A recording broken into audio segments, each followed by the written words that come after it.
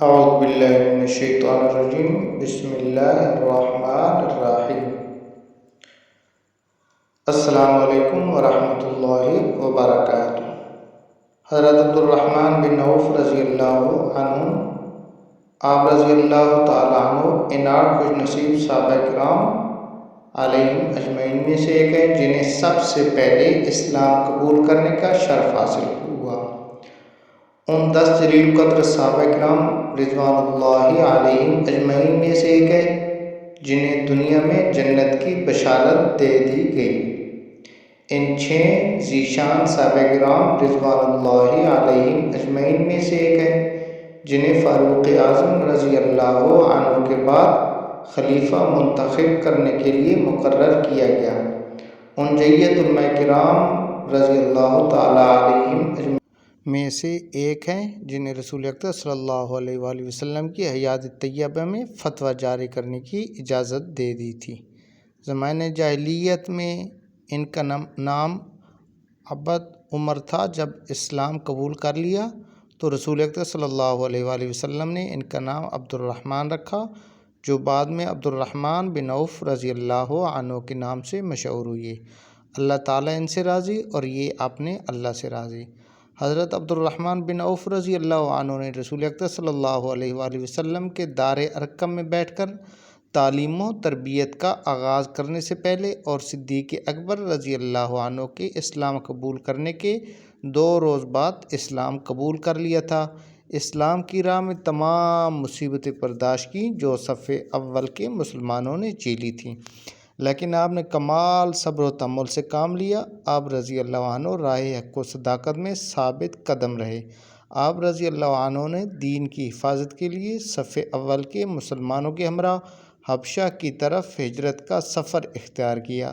جب کفار کی جانب سے پہنچنے والی تکلیف کی کوئی انتہا نہ رہی تو اللہ تعالیٰ نے رسول اکرم صلی اللہ علیہ وآلہ وسلم اور آپ کے جانثار صحابہ کرام رضوان اللہ علیہم اجمعین کو مدینہ منورہ ہجرت کرنے کی اجازت دے دی، تو یہ ان کی عالی مقام مہاجر صحابہ کرام رضوان اللہ علیہم اجمعین میں سیر فہرست تھے جو سوئے مدینہ دیوانہ وار چلے۔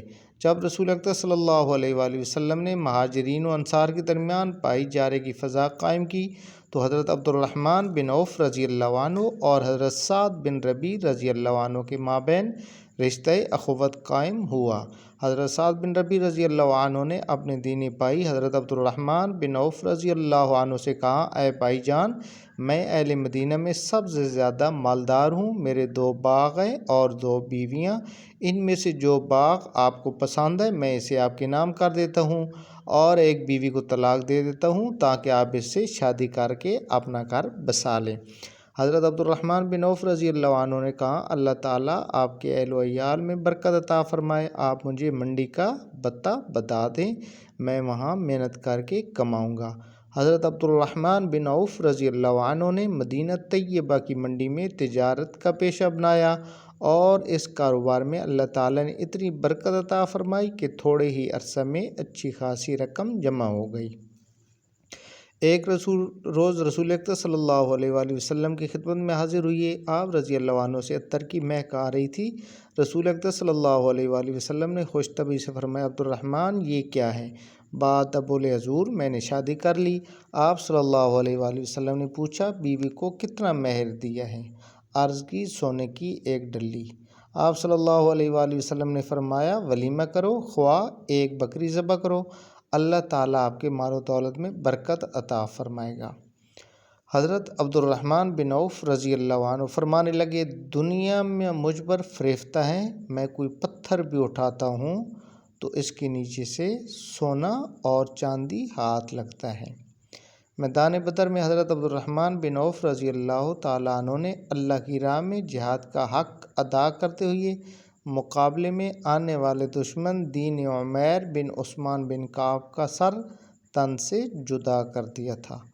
غزوہ احد میں یہ اس وقت ثابت قدم رہے جب عام مجاہدین کے قدم ڈگمگا گئے تھے اور یہ اس وقت چٹان کی طرح جمے رہے جبکہ بعض اصحاب پیچھے ہٹنے پر مجبور ہو گئے تھے۔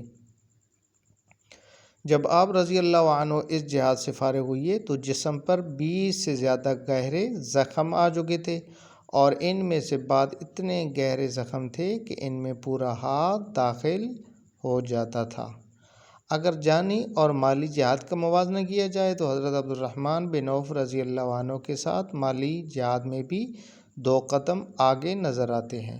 ایک دفعہ رسول اکرم صلی اللہ علیہ وآلہ وسلم نے لشکر ترتیب دیا اور صحابہ کرام رضوان اللہ علیہم اجمعین میں یہ اعلان کیا، جہاد فنڈ میں چندہ دو، میں دشمن کی سرکوبی کے لیے ایک لشکر روانہ کر سکتا ہوں۔